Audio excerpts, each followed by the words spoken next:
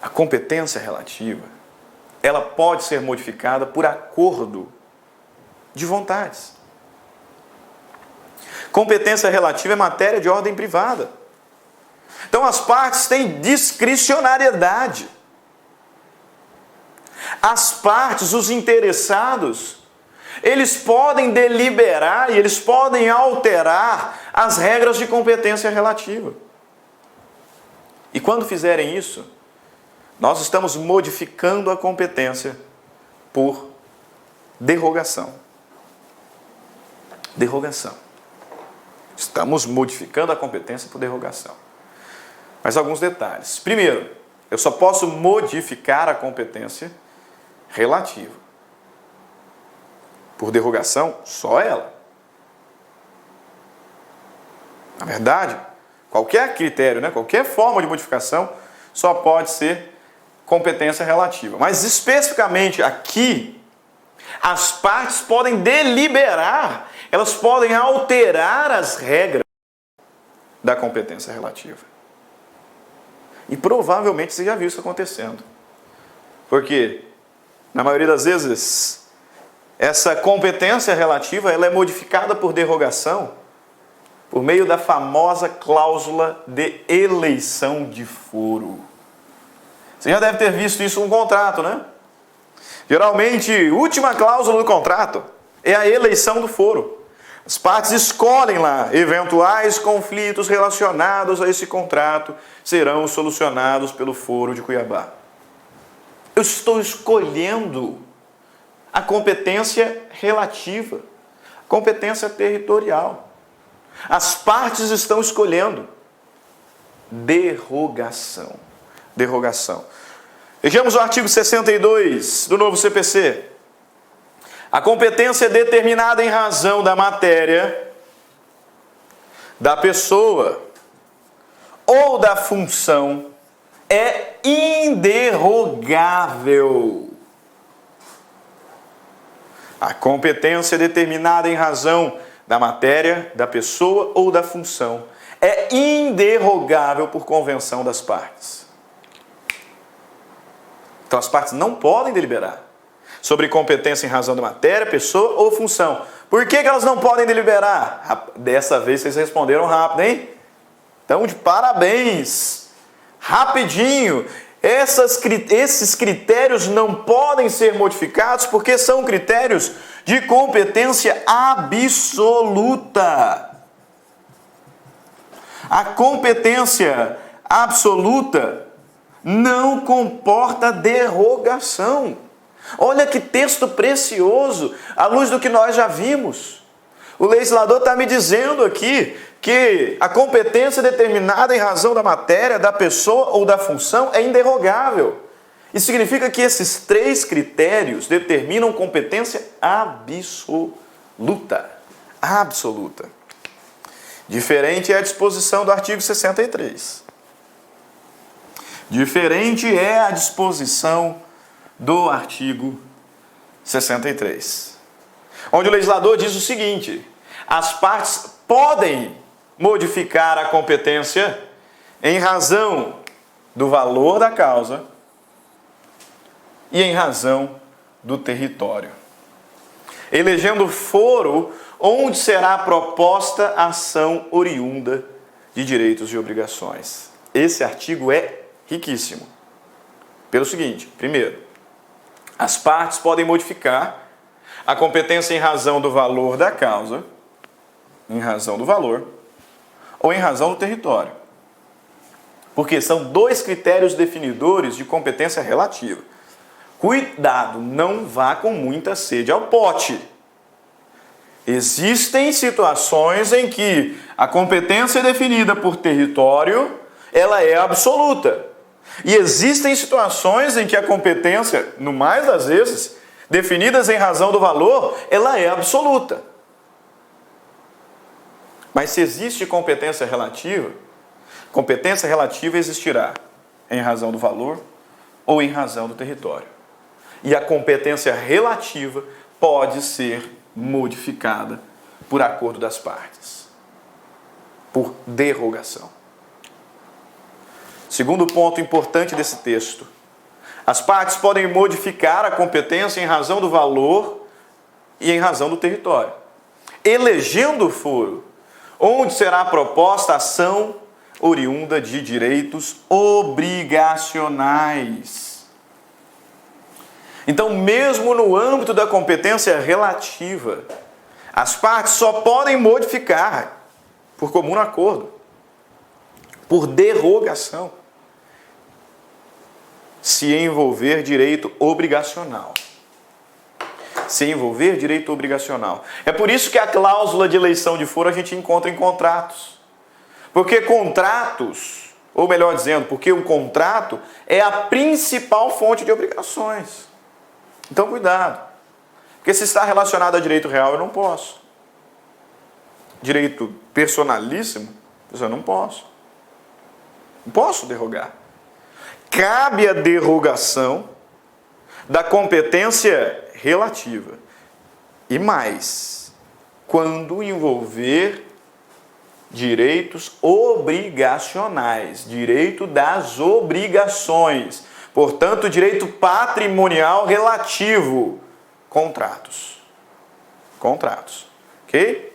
E aí, para concluir aqui, alguns outros apontamentos que a gente encontra na lei. A lei. Olha lá, parágrafo 1º. A eleição de foro só produz efeito quando constar de instrumento escrito e aludir expressamente a determinado negócio jurídico. Notou aqui o detalhe importante? Primeiro, a derrogação de competência só cabe em relação à competência relativa. Segundo, só cabe em relação ao direito das obrigações. Terceiro, a eleição do foro tem que ter sido feita por instrumento escrito. Então não cabe derrogação de competência verbal. Não cabe. A derrogação de competência tem que acontecer por meio de instrumento escrito. E tem que aludir expressamente a um negócio jurídico. Isso me revela um outro detalhe interessante. Qual? Veja bem, o direito das obrigações, ele tem algumas fontes. É fonte de obrigação, fonte imediata, o contrato, o ato unilateral de vontade e o ato ilícito. Isso é direito material, tá? Contrato, o ato unilateral de vontade e o ato ilícito. Portanto, alguns poderiam pensar que é possível a derrogação da competência relativa quando estiver relacionada ao cometimento de ato ilícito, à reparação de danos.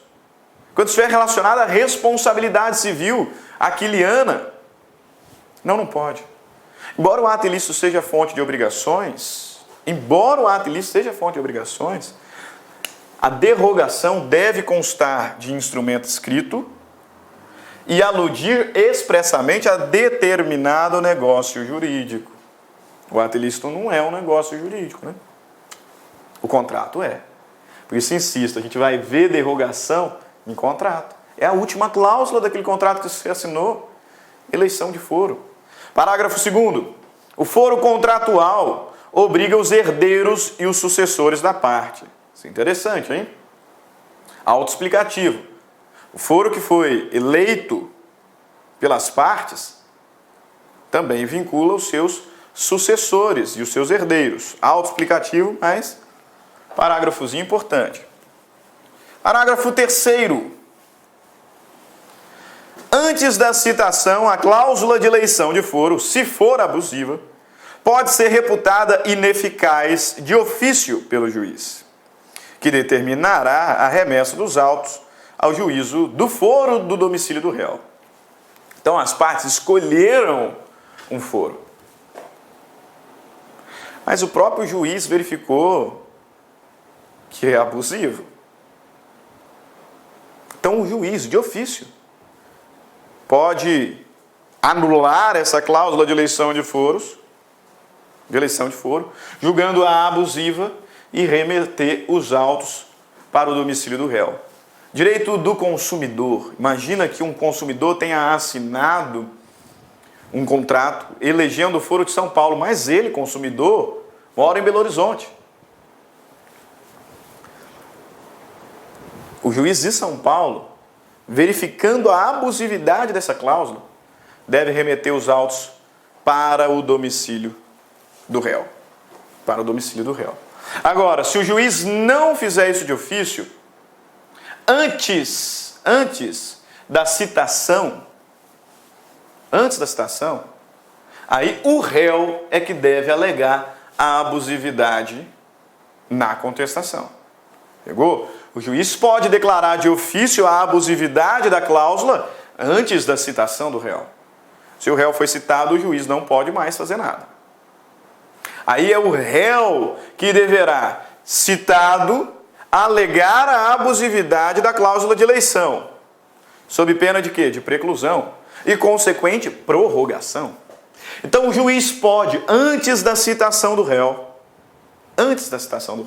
de ofício declarar a cláusula de eleição de foro abusiva e remeter os autos para o juízo competente.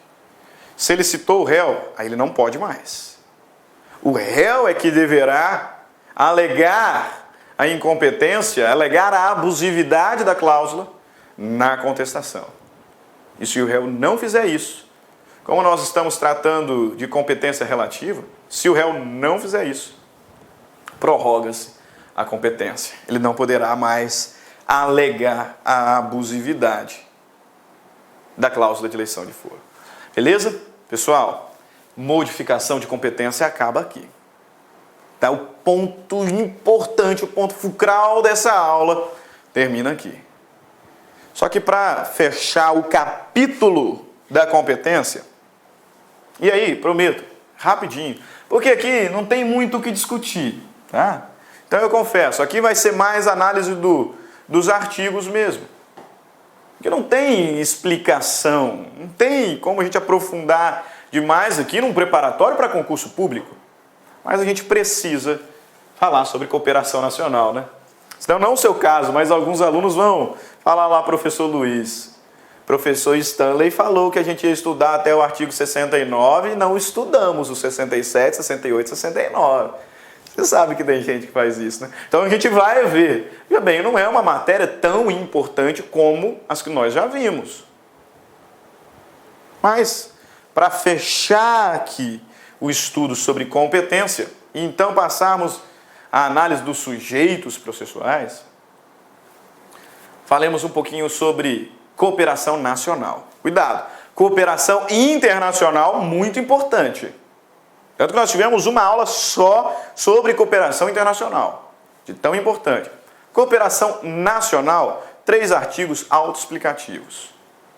Primeiro artigo é o artigo 67, nos diz o seguinte: aos órgãos do poder judiciário, estadual ou federal, especializado ou comum, em todas as instâncias, graus de jurisdição, inclusive aos tribunais superiores, incumbe o dever de recíproca cooperação, por meio de seus magistrados e servidores. Nós já vimos, lá no estudo sobre as normas fundamentais do Código de Processo Civil, que um dos princípios fundamentais do direito processual civil é a cooperação. Só que lá no início, o legislador diz que os sujeitos processuais devem atuar de forma cooperativa. E por sujeitos, entende? Autor, réu, juiz e auxiliares. Aqui no artigo 67, ele dilata essa premissa. Diz que, na verdade, a cooperação é um dever de todo o Poder Judiciário. De todos os órgãos que compõem o Poder Judiciário. Veja lá, aos órgãos do Poder Judiciário, seja estadual ou federal, da Justiça Especial ou da Justiça Comum. Então, verificamos aqui a distribuição da competência horizontalmente. Justiça Especial, Justiça Comum. Justiça Especial, trabalho, eleitoral, militar. Justiça Comum, federal e estadual. Horizontal, mas verticalmente também. Em todas as instâncias, graus de jurisdição, inclusive aos tribunais superiores. É regra o dever de cooperação. Cooperação essa que será exercida por meio dos magistrados e servidores. Artigo 68, talvez aqui nos traga uma premissa maior destaque. Ele nos diz o seguinte: os juízos poderão formular entre si pedido de cooperação para a prática de qualquer ato processual. Por que esse artigo é importante? Esse artigo é importante porque isso significa que, no âmbito da cooperação nacional, não existe a figura da autoridade central. A autoridade central, que é indispensável para a cooperação internacional, e ela é exercida, em regra, pelo Ministério da Justiça, no âmbito da cooperação nacional, não existe. Por quê? Porque os juízes podem comunicar. A cooperação ela é feita de uma forma direta, sem intermediários. Olha o artigo 68. Os juízos poderão formular entre si pedidos de cooperação para a prática de qualquer ato processual. Então, independentemente de uma autoridade gestora, de uma autoridade central. O último artigo, o artigo 69, vai falar o quê? Os mecanismos de cooperação nacional. O pedido de cooperação nacional, o pedido de cooperação jurisdicional, deve ser prontamente atendido. Prescinde de forma específica e pode ser executado como? Quais são os mecanismos de cooperação nacional? Auxílio direto, reunião ou apensamento de processos, prestação de informações, atos concertados entre os juízes cooperantes. Então são os mecanismos. Mas, na verdade, do ponto de vista prático, isso não faz diferença. Porque aqui prevalece a liberdade de formas. Prescinde de forma específica. E aí pode ser executado em alguma dessas espécies. Quais são os pedidos de cooperação que geralmente são feitos aqui no Poder Judiciário? Quais são? Rol exemplificativo apresentado pelo parágrafo 2º do artigo 69. Exemplificativo. Aqui está me dando exemplos do que geralmente é solicitado em pedidos de cooperação nacional. Olha lá, os atos concertados entre juízes cooperantes poderão consistir, além de outros, então é exemplificativo, além de outros, no estabelecimento de procedimento para prática de citação, intimação, notificação de ato, obtenção e apresentação de provas e a coleta de depoimentos, a efetivação de tutela provisória, a efetivação de medidas e providências para a recuperação e preservação de empresas, a facilitação de habilitação de créditos na falência e na recuperação judicial, a centralização de processos repetitivos e a execução de decisão jurisdicional. Ele está me trazendo aqui um rol exemplificativo dos possíveis pedidos de cooperação nacional. E aí, para fechar o estudo da competência, artigo 69, parágrafo 3º. O pedido de cooperação judiciária pode ser realizado entre órgãos jurisdicionais de diferentes ramos do Poder Judiciário. Isso aqui eu quero um pouquinho de atenção pelo seguinte: a cooperação nacional pode acontecer entre justiças diferentes. Então ela pode acontecer, por exemplo, entre a Justiça do Trabalho e a Justiça Comum Estadual. É isso que o texto está dizendo. Pedido de cooperação pode ser realizado entre órgãos jurisdicionais de diferentes ramos do Poder Judiciário. Sem segredo. Cooperação nacional, molezinha, texto autoexplicativo. Se me cabe aqui dar algum destaque, faço 2. Fato de que na cooperação nacional não existe a figura da autoridade central. E segundo, que essa cooperação pode acontecer entre órgãos jurisdicionais diferentes dentro da organização do Poder Judiciário. Um lado a Justiça do Trabalho com Justiça Civil, Justiça Comum Estadual Civil, é possível. Destaque que eu faço. E aí, para fechar os nossos encontros sobre competência, algumas questõezinhas rápidas aqui, para a gente fechar o assunto de forma definitiva. Tá? Repito, competência cai demais em concurso público, meus caros. Por isso que a gente está caminhando de uma forma um pouco mais espaçada. E para fechar com chave de ouro, tratando sobre modificação de competência, veja aqui algumas questões de concurso público. Primeira questão de 2016. Após a leitura das alternativas abaixo, identifique as afirmações corretas. 1. A competência relativa poderá modificar-se pela conexão ou pela continência. E aí, correto? Sem dúvidas, né? 2. Reputam-se conexas duas ou mais ações quando lhes for comum o pedido ou a causa de pedir. Correto? Corretíssimo. 3. Serão reunidos para julgamento conjunto os processos que possam gerar risco de prolação de decisões conflitantes ou contraditórias, caso decididos separadamente, mesmo sem conexão entre eles. Olha o detalhe que nós chamamos. Correto? Correto. 4. Dá-se a continência entre duas ou mais ações quando houver identidade quanto à possibilidade jurídica do pedido e a causa de pedir. Absurdo, está muito errado. Está muito errado, porque possibilidade jurídica era uma condição de ação, nem é mais. Então, o texto aqui confundiu condição da ação com elementos da ação e ainda utilizou uma condição que foi extinta pelo novo CPC. Está muito errada. A alternativa correta, letra D, assertivas 1, 2 e 3.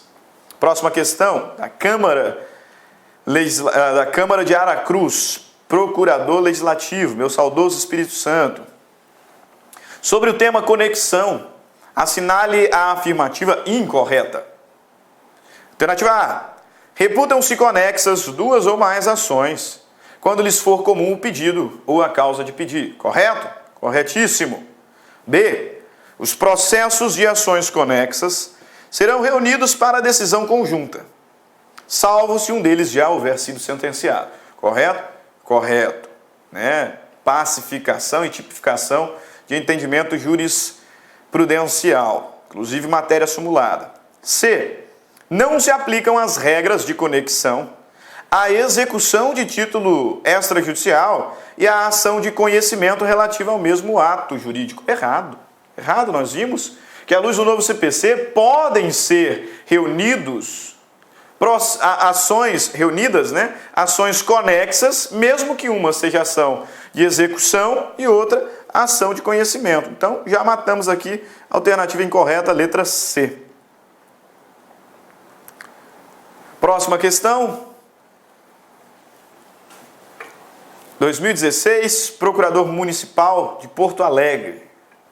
Diante das regras de competência dispostas no Código de Processo Civil, assinale a alternativa incorreta. A. Prorroga-se a competência territorial fixada em cláusula abusiva de eleição de foro, se não alegada a abusividade na contestação. Olha que alternativa brilhante.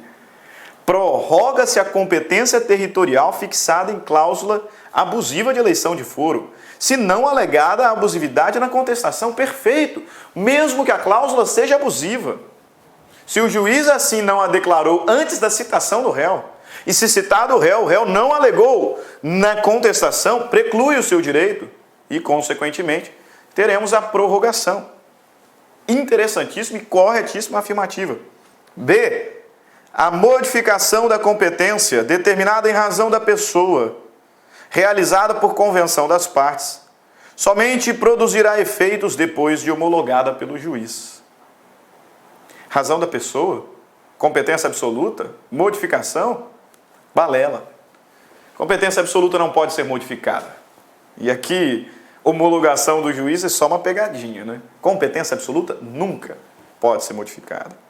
C, correta por consequência, né? Quando houver continência e a ação continente tiver sido proposta anteriormente, no processo relativo à ação contida, será proferida sentença sem resolução do mérito. Caso contrário, as ações serão necessariamente reunidas. Texto da lei. Correto. E D. Reputam-se conexas duas ou mais ações quando lhes for comum o pedido ou a causa de pedir. Perfeito. Alternativa correta. Incorreta. Letra B. Para fechar a nossa aula, última questãozinha.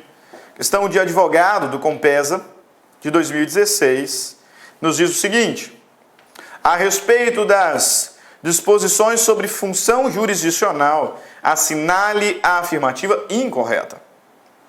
Alternativa A.